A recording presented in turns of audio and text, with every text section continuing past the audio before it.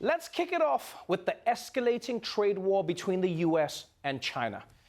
All right, with no deal in sight, both countries are hitting each other with hundreds of billions of dollars in new tariffs. And now, ordinary people in China are suffering some truly dire consequences. The Wall Street Journal says millions of people in China could not watch the series finale of Game of Thrones because of the U.S. China trade fight. Chinese viewers expected to see the final episode. Instead, they saw a notice about transmission problems on Tencent Video, the exclusive streaming provider of HBO content in China.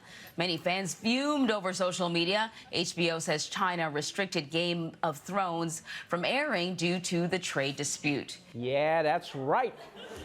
American consumers may be paying higher prices, losing their family farms and watching their businesses go under, but China doesn't get to watch Game of Thrones.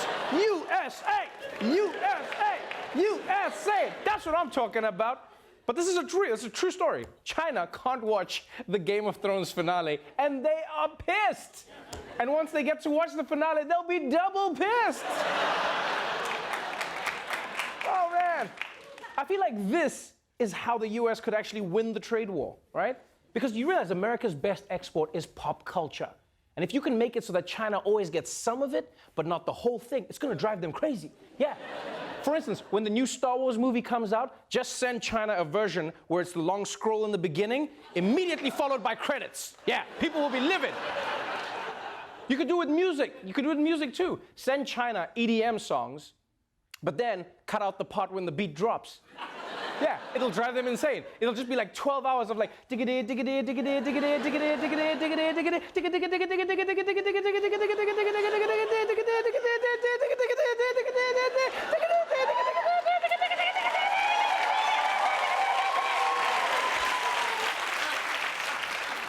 And you know what? I'm willing to help too. I'll help win this fight. From now on, when China watches The Daily Show, they only get the setups to jokes, no punchlines. Yeah.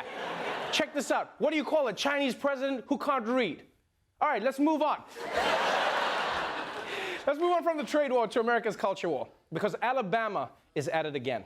A week after banning abortion, now they're doing this.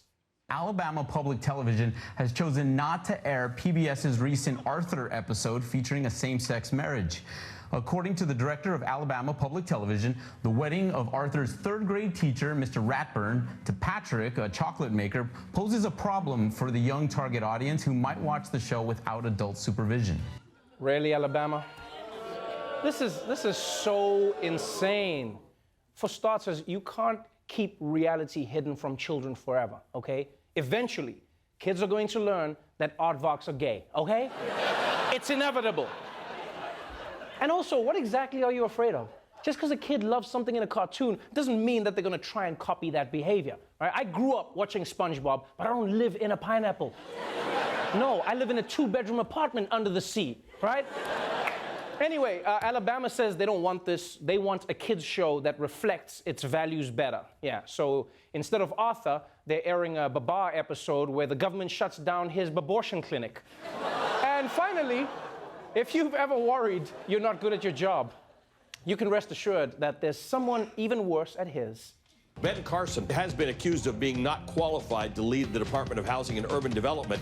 Today, he didn't help his cause. He confused a real estate term with a cookie. I'd also like you to get back to me, if you don't mind, to explain the disparity in REO rates. Do you know what an REO is?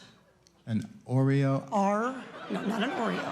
An REO. REO. Real estate? What's the O stand for? The organization? Owned. Real estate owned. That's what happens when a property goes to foreclosure. We call it an REO. Oreos? Yo, Ben Carson is a legend, man.